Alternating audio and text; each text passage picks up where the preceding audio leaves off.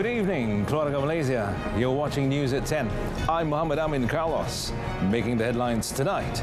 Well, King's decision to dissolve Parliament cannot be challenged.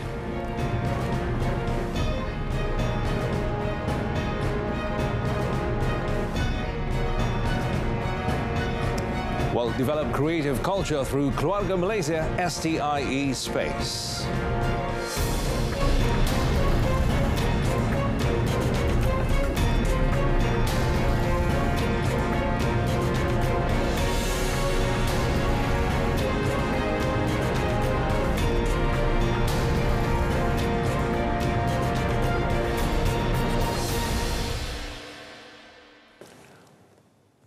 Well, Prime Minister Datuk Seri Ismail Sabri Yaakob today made it clear to strike out the lawsuit by Klang MP Charles Santiago, who sought to stop the 15th general election.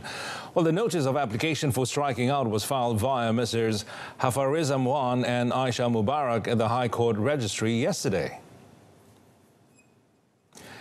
In his application, Datuk Seri Ismail Sabri said the declaration by the Yang di-Pertuan Agong to dissolve the 14th Parliament was non-justiciable and could not be disputed in the court of law. Saya perlu mendapat persetujuan daripada kabinet sebelum diluluskan. Sebelum saya boleh menghadap Yang Agung untuk mohon perkenan. Dia gunakan perkara 40/1 dan saya gunakan perkara 40/2B yang mana Perdana Menteri boleh membuat permintaan, bukan menasihati Agung, membuat permintaan kepada Yang di-Pertuan Agong dan Yang di-Pertuan Agong boleh berkenan atau tidak berkenan. Dan kuasa Yang di-Pertuan Agong adalah kuasa penuh budi bicara dia dan tidak boleh dipersoalkan. Well, met today, Datuk Seri Ismail Sabri therefore said Santiago's originating summons did not disclose any cause of action nor reasonable cause against the defendants. He added that the originating summons was frivolous and an abuse of court process. On 11 October, Santiago filed an originating summons to seek a court order in his bid to stop the general election due to the rainy season and potential floods. He named Datuk Seri Ismail Sabri in his capacity as the Prime Minister at the material time, the government and the Election Commission as the first, second and third defendants respectively. A hearing has been fixed before High Court Judge Justice Ahmad Kamal Mat Shahid on 20th October. Well, Barisan Nasional or BN needs to win big in the 15th general election or GE15 to be dominant in Putrajaya so that important decisions can be implemented easily. Well, Prime Minister Datuk Seri Ismail Sabri Yaakob said BN's victory, coupled with the cooperation of allied parties from Sabah and Sarawak, would also end the feeling of instability and the need to rely on other parties. Well, he said even as the opposition has signed a memorandum of understanding, but if they do not support BN in Parliament during the voting, it is best for the coalition not to rely on others but themselves to decide the country's direction. Walaupun saya menjadi Perdana Menteri, Barisan Nasional di dalam kabinet, di dalam kerajaan hanya menyumbang kepada 42 kursi. Tak banyak. Betul. Mereka akur dengan saya sebagai Perdana Menteri. Tetapi kita dari segi kita, dalam kita tu, rasa kita tak apa puas. Dan tumbang tak tumbang kerajaan. Kalau dia tarik diri 5 orang, tumbang kerajaan. Jadi kita semua dalam keadaan yang terasa tak selamat. Well, Datuk Seri Ismail Sabri, who is also UMNO Vice President, said this when opening the Bura UMNO Wanita Youth and Putri meetings at the Bura District Council Convention Hall today. Well, he said the dissolution of Parliament was a signal to all BN machinery to work hard to ensure victory for the coalition. The Pulau Pinang DAP had tried to convince the Pakatan Harapan or PH Presidential Council of the state's intention to hold its state polls simultaneously with the 15th general election or GE15, but the council wants the state to concentrate on the parliamentary seats for now. Well, Chief Minister Chow Kon Yeow said the PH Council did not oppose the idea, but they want the state elections of all three PH-held states to be convened at the same time. Well, he said it was not possible to reach a decision, as it was decided that the three states will have to make a collective decision in dissolving the state assemblies. Satu proses rayuan, tetapi apabila kata proses rayuan, mesti ada keputusannya. Dan keputusannya adalah tidak, dan kita terimalah seperti saya kata, dan harap pengundi-pengundi juga dapat faham, walaupun mungkin ada pihak yang kecewa atau tidak, ini satu proses, keputusan sudah dibuat awal lagi, ini satu cubaan untuk mengetengahkan pertimbangan ekoran daripada pembubaran. Well, he said this to reporters after visiting the Pusat Jagaan Surya in Sungai Ara in Bayan Lepas today. Well, Chow added the state government will now focus on GE15, where there are 13 parliamentary seats up for grabs in Pulau Pinang. The PH Presidential Council meeting decided today that the Pulau Pinang State Assembly, or DUN, will not be dissolved until next year. Well, DAP Secretary General Anthony Logue said PH's decision to not dissolve the state assemblies of Negeri Sembilan, Selangor and Pulau Pinang this year should be maintained to avoid a situation that could create a perception of disunity in PH. Well, according to Chow, he also conveyed the official decision of PH not to dissolve the Pulau Pinang State Assembly to Governor Tun Ahmad Fuzi Abdul Razak today. When asked when the state polls will be held next year, well, Chow said all three states will have to make a collective decision to hold the state polls at the same time next year.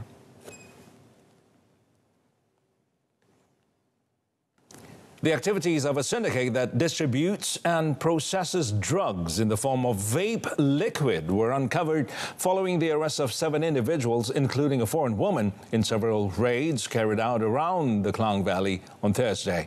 Well, in a statement released today, Royal Malaysia Police PDRM Secretary Dato' Nursia Muhammad Saaduddin said the 7 individuals aged 25 to 34 were detained in raids carried out by the Narcotics Crime Investigation Department in Selangor and Kuala Lumpur. The syndicate is believed to have been active since the beginning of this year with its modus operandi of mixing ketamine liquid into vape flavors and using courier services to distribute drugs for the local market. Well, during the raids, police seized over 100 liters of ketamine in vape flavor, 28 grams of shabu and 32 grams of yaba pills. They also confiscated 3 vehicles along with cash and jewelry, with all of the items seized worth about 3.4 million ringgit. Dato' Nursia said of those detained, 5 of them tested positive for methamphetamine, amphetamine and benzo, while 6 of them had drug and criminal records. Well, according to her, all 7 suspects have been remanded for 5 to 7 days starting yesterday for investigation under Section 39B of the Dangerous Drugs Act 1952.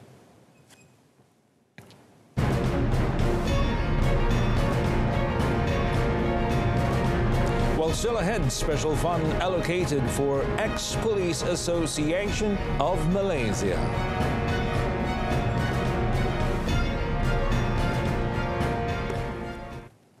Well, the creation of the Keluarga Malaysia Science, Technology, Innovation and Economy, or STIE, design space will hopefully create thinkers who are capable of producing products or services that can be commercialized and boost the country's economy based on innovation. Well, Prime Minister Dato' Sri Ismail Sabri Yaakob said the STIE design space, developed by the Science, Technology and Innovation Ministry, or MOSI, under Yayasan Inovasi Malaysia, YIM, will also spark an innovation and creative culture and spur more to be involved in the fields of science, technology and innovation, or STI. In addition, he said the government also invited grassroots innovators to assist in developing the country's innovation field and turn social innovations into an important platform. Inovasi sosial tidak seharusnya dilihat sebagai projek atau inisiatif sekali saja ataupun one-off, kerana perlu disokong oleh minda keusahawanan agar proses menjaga sumber baru sentiasa berkembang selari dengan pertumbuhan organisasi dan daya saing pasaran yang mampan. Saya menyeru kepada institusi-institusi korporat untuk turut memberikan sokongan kepada kerajaan dan kerjasama dengan YIM sebagai ejen inovasi sosial yang menyokong pembangunan inovator akar umbi kita. He said this when officiating the Berita Keluarga Malaysia STIE design space in Felda Bukit Puchong today. Datuk Seri Ismail Sabri said the Berita STIE design space would provide the local community, especially students, youths, small and medium enterprises, as well as startups, with the opportunity to adopt the latest technology and generate income. The Berita STIE design space is the 7th space launched after 2 in Johor and 1 each in Negeri Sembilan, Terengganu, Kelantan and Kedah, and offers facilities with design labs, computer labs, innovation corners, digital studios and training areas that can be used for free. Datuk Seri Ismail Sabri also witnessed the handover of a letter of intent of partnership between YIM and University Malaysia Pahang involving the provision of training and capacity development in innovation to the community in Berita. Well, a special fund of 200,000 ringgit has been allocated for the Ex-Police Association of Malaysia and another 100,000 ringgit for the Pahang Ex-Police Association in appreciation of their retirees' services. The Prime Minister, Datuk Seri Ismail Sabri Yaakob, said the provision was also to ensure that the welfare of retired police personnel would continue to be protected as they had helped to maintain national security while in service. Well, Datuk Seri Ismail Sabri also informed that tax exemptions are given to individuals and corporate bodies that contribute funds to non-profit associations or bodies such as the Malaysian Ex-Police Association. Well, he said this when officiating the 42nd Annual General Meeting of the Pahang Ex-Police Association in Berita today. Well, meanwhile, Datuk Seri Ismail Sabri hoped that police retirees would continue to defend the government as they did while in service, as long as the ruling government has not deviated in any way. Now, the Prime Minister said that if Barisan Nasional is given the opportunity to continue to govern the country, the 2023 budget will be presented again and all aid and initiatives table would be implemented for the benefit of the people. Well, the export revenue of cocoa and cocoa products had reached 3.6 billion ringgit as of June this year. Well, according to Malaysian Cocoa Board Chairman Rahimah Majid, the achievement is due to the high demand abroad and the encouraging prices of cocoa products. Rahimah said Malaysian cocoa exports had contributed 6.8 billion ringgit in 2021 and the export value of cocoa is expected to increase to 7 billion ringgit this year. She also said for the domestic market, handmade chocolate entrepreneurs under the guidance of Malaysian Cocoa Board are targeted to produce 94 tons of chocolate products worth 6 million ringgit this year. Selain daripada kursus asas keusahawanan coklat, kita juga actually ada kursus lanjutan kepada usahawan-usahawan coklat ini. Dalam masa yang sama juga di bawah unit Puan Harni, kita juga handling pasal promotion, pembangunan produk-produk, dan dalam yang sama di bawah unit ini juga kita mementingkan actually quality selain daripada quantity. Well, to ensure that the products produced by chocolate entrepreneurs are of good quality and competitive with products from abroad, Rahimah said focus is given to the development of packaging and production of creative and unique products, as well as premium chocolate products such as single origin chocolate and organic chocolate. Well, repair works on escalators and lifts which have broken down, and several light rail transit, LRT, mass rapid transit, MRT and monorail stations are expected to be completed by the end of this year.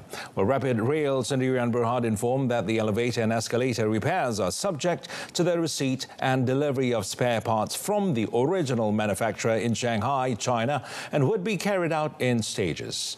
Well, in a statement today, the service operator said the first batch is expected to arrive this month, the second in mid-November, and the third batch 2 weeks later, involving 87 handrail units and 37 escalator step chain units.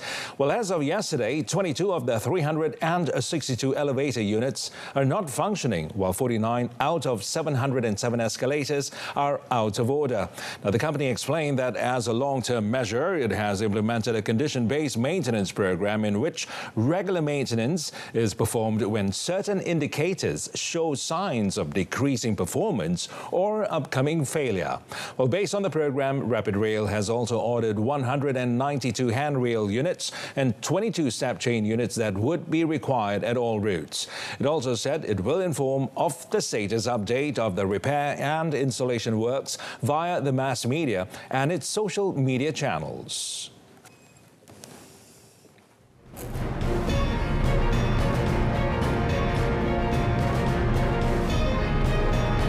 Turkish mine blast death toll rises to 41. That and more coming up in our foreign segment.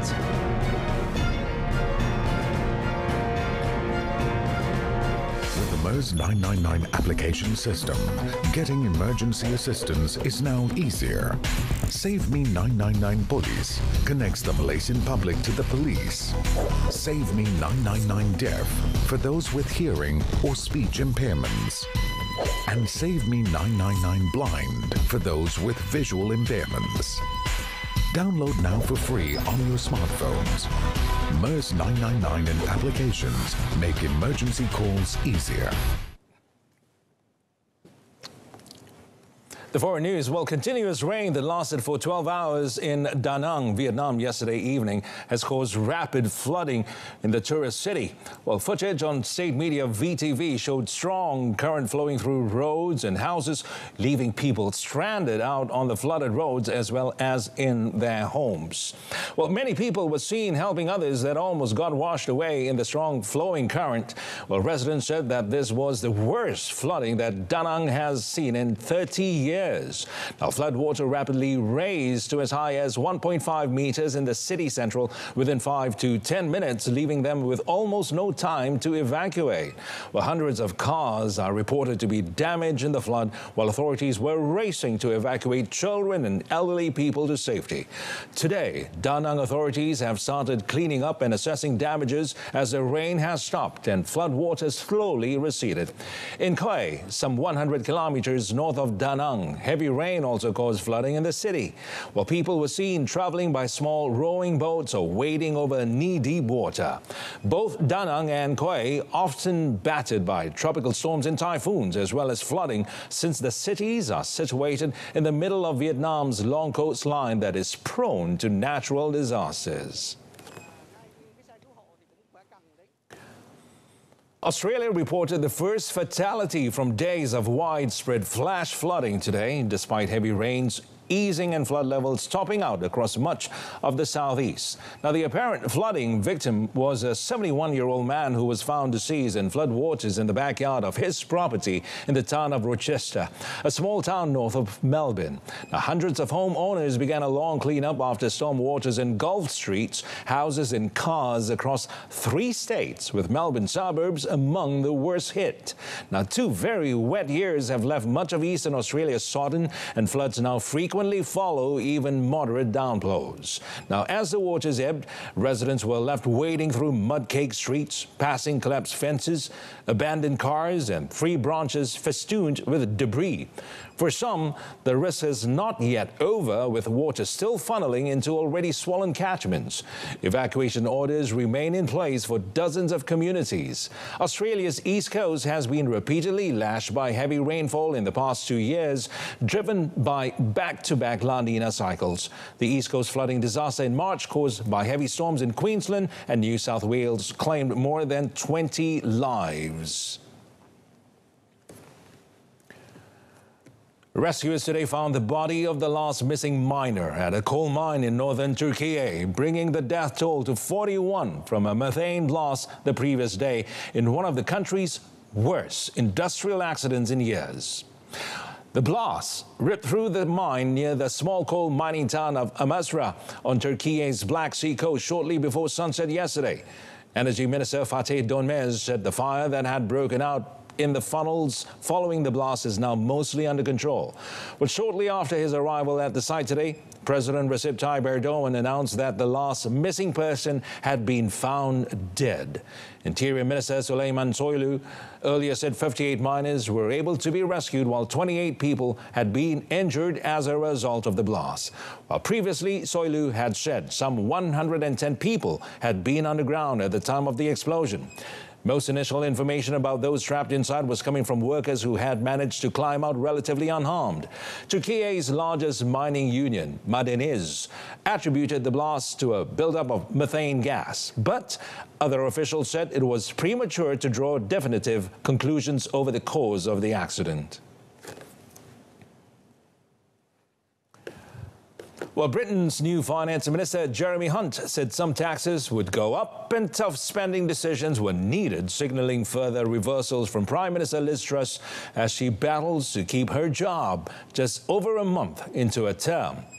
Well, in an attempt to appease financial markets that have been in turmoil for 3 weeks, Truss fired Kwasi Kwarteng as a Chancellor of the Exchequer on Friday and scrapped part of their controversial economic package. Well, Truss won the leadership contest to replace Boris Johnson on a platform of big tax cuts to stimulate growth, which Kwarteng duly announced last month. But the absence of any details of how the cuts would be funded sent the markets into meltdown.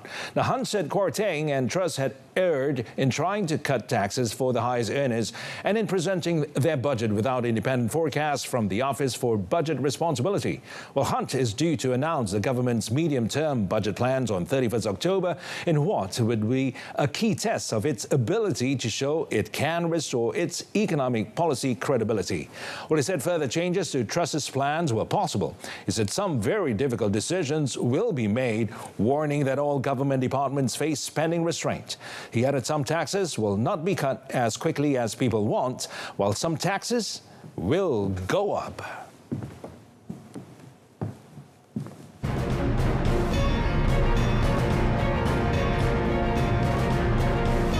Coming up in sports, Tamilu grabs 5th stage LTDL win.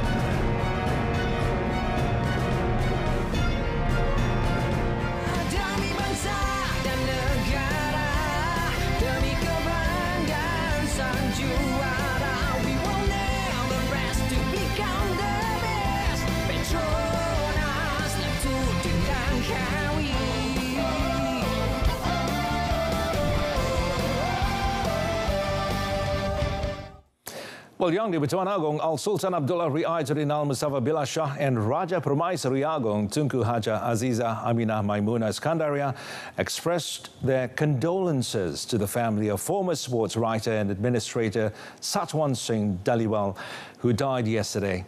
Well, their Majesties expressed sadness at the passing of Salwant Singh and hope that his family would be patient and resolute in facing this moment of grief. Well, a post on Istana Negara Facebook account stated that their Majesties appreciate his services, contributions and sacrifices, and his passing is a great loss to the world of journalism and national sports. Satwan Singh was among the most vocal sports writer, also used to serve in the Athletes Training Unit, International Preparation Division of the National Sports Council, and as a media officer, including for the Sultan of Johor Cup and Malaysian Hockey Confederation tournaments. He was said to be fearless in giving his views and wrote critical commentaries which encourage all parties to always raise their efforts for the sake of the country's sports development. Satwan Singh, 59, was reported to have collapsed while having breakfast at a shop near his house and was pronounced dead by a doctor upon arrival at the Tampin Hospital.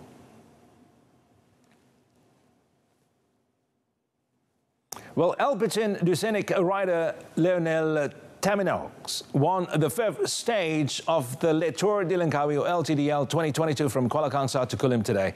And the Belgian rider finished the 172 kilometers in 3 hours, 41 minutes and 42 seconds. Well, the second place went to Dutch rider Julius van den Berg, representing the EF Education Easy Post team, while in third place was Australian rider Carter Bettles, representing Arapro Racing Sunshine Coast.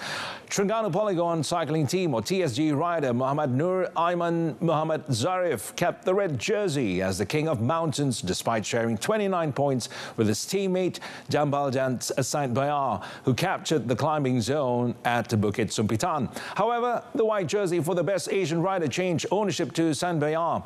Meanwhile, Movistar team rider Max Canter grabbed the green jersey as sprint king after capturing 2 acceleration zones in Selama and Karangan, while the yellow jersey for overall leader remained with his teammate Ivan Ramiro Sosa Suervo.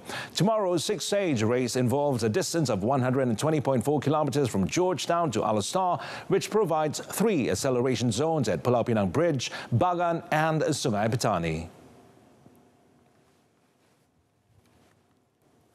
Well, whether Terengganu FC or TFC head coach Nafuzi Zain will remain with the team next season will be known in 2 weeks' time. Well, Menteri Besar Datuk Seri Dr. Ahmad Samsuri Mokhtar, who is also Terengganu Football Association president, said Nafuzi's future as the Turtles squad coach would be discussed and decided in the Terengganu Football Club Sendirian Berhad board meeting. Well, the meeting would be held after Deepavali celebration on 25th October. It is understood that Nafuzi's contract with the Turtles expires on 30th November. He had also hinted that this season would be his last with the squad, as he has not received any offer from the Terengganu Football Club to extend his contract. However, Terengganu football fans have urged that the 44-year-old coach stay with the team after he successfully led TFC to the FA Cup final. In response, Datuk Seri Dr. Ahmad Samsuri urged the state's football fans to remain calm and not make further speculation amid fears that it could affect the team's focus on the Malaysian League, which is the M League, which is still not over.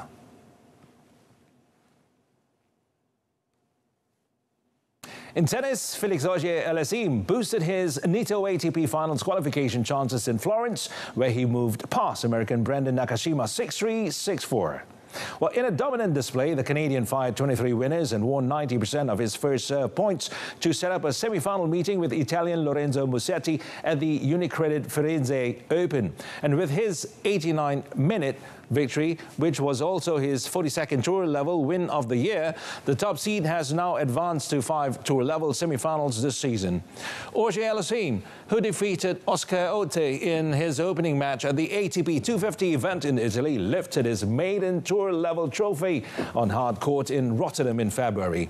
Auger-Aliassime is also aiming to make his debut at the prestigious end-of-year event to be held at the Pala Alpitour in Turin from 13th to 20th November.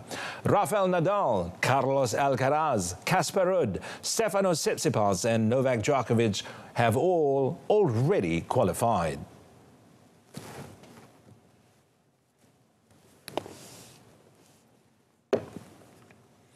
Well, that concludes this evening's News at 10. In our top story, King's decision to dissolve Parliament cannot be challenged. Join us again at 12:30 tomorrow afternoon. Till then, I'm Muhammad Amin Carlos. Salam Keluarga Malaysia.